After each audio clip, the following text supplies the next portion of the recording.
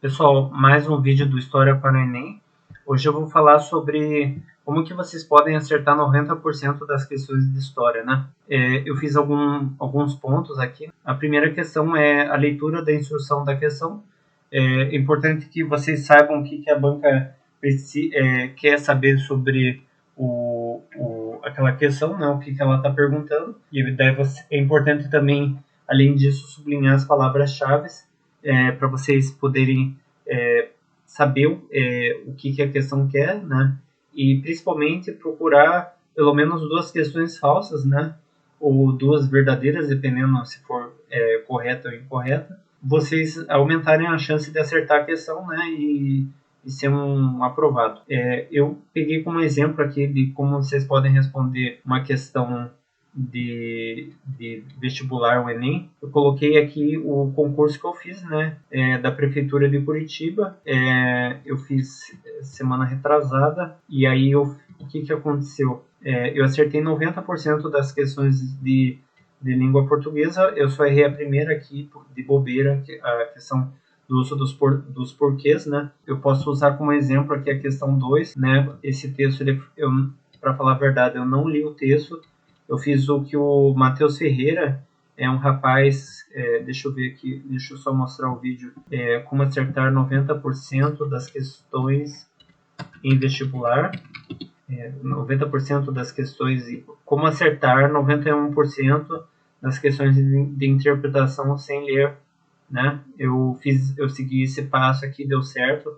Eu acertei 90% das questões, só errei a primeira aqui. Esse vídeo é muito bom, é Matheus Andrade, para quem faz concurso público, é um canal muito interessante, tem várias dicas. Então, o que aconteceu?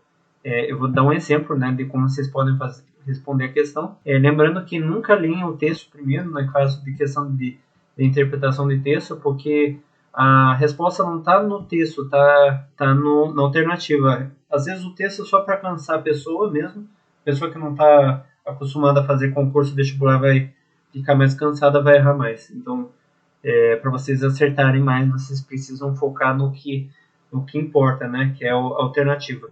Então, por exemplo, considerando as informações apresentadas no texto, assinar a alternativa correta. A posição do norte na parte de cima dos mapas é comum a todas as sociedades, portanto pode ser naturalizada. Fui procurar no texto, não tinha nenhum trecho falando sobre isso, né? Aí eu marquei como falsa, devido ao seu contexto histórico ou moral. Aí eu já risquei aqui a questão, porque ele não fala sobre questão moral, fala sobre a questão cultural. Em sociedades antigas, o significado místico do poente leva ao posicionamento do S no topo de mapas. Então, eu fui procurar aqui, não encontrei nada sobre isso. Eu até posso procurar aqui, não fala sobre isso. Não. A escolha de colocar o norte acima em representações cartográficas dos chineses se deve ao fato de terem bússolas.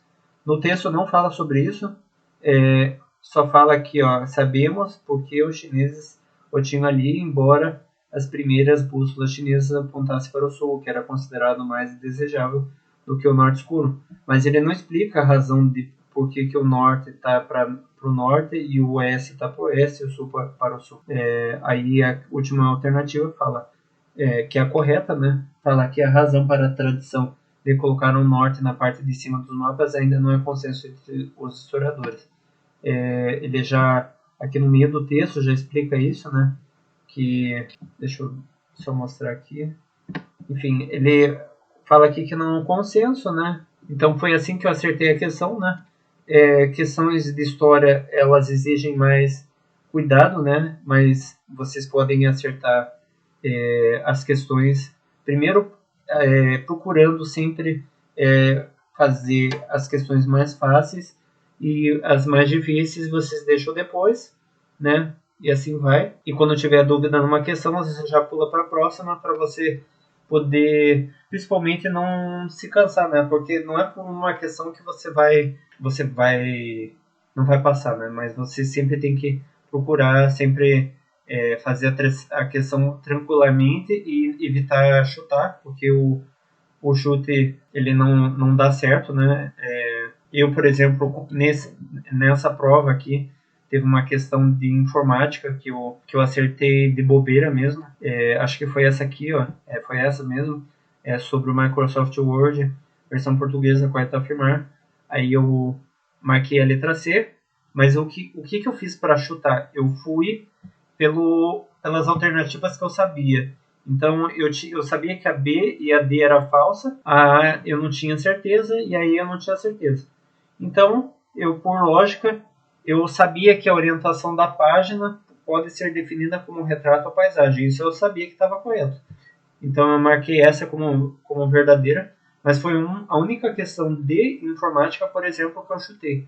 Então eu recomendo vocês procurarem ler a instrução da questão, sublinhar as palavras-chave. Então aqui, por exemplo, sobre o Microsoft Word, vocês sublinham a palavra Word, né, e correto, e procurar as questões, as alternativas erradas e ir para as corretas.